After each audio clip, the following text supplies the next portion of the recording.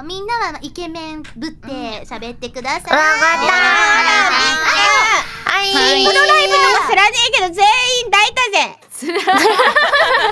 何言ってんの怖いなー。シンプルに怖いじゃんだって。シンプターを入れました。シンプ変身できる人が一人いるんで気をつけてください。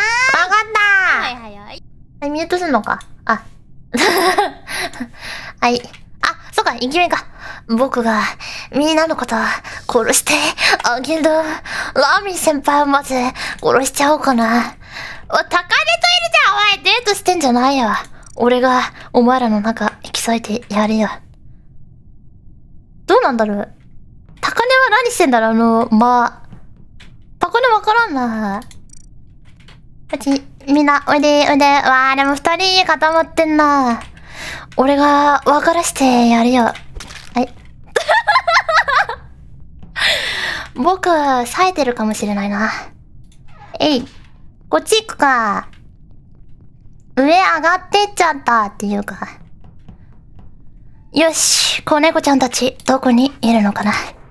僕が探し当ててあげるよ。あ、やべかもこれ。これやべかも。大丈夫かな。これ大丈夫かな。電気室やってくれ。ネネチあれ、ペコリ先輩殺せそう。よし。行くよ。僕の熱いキッス。いやーし、行くだー。あぶ。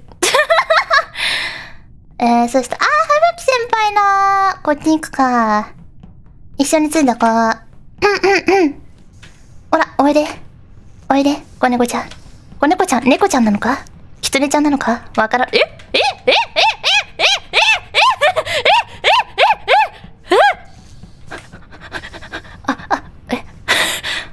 もうまったく僕のバディの子猫ちゃんも熱いな。どこに行くんだい？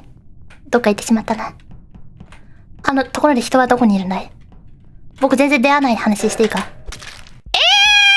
た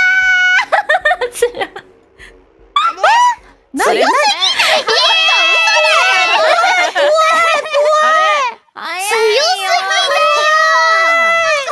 子猫ちゃんたちキスしちゃったな。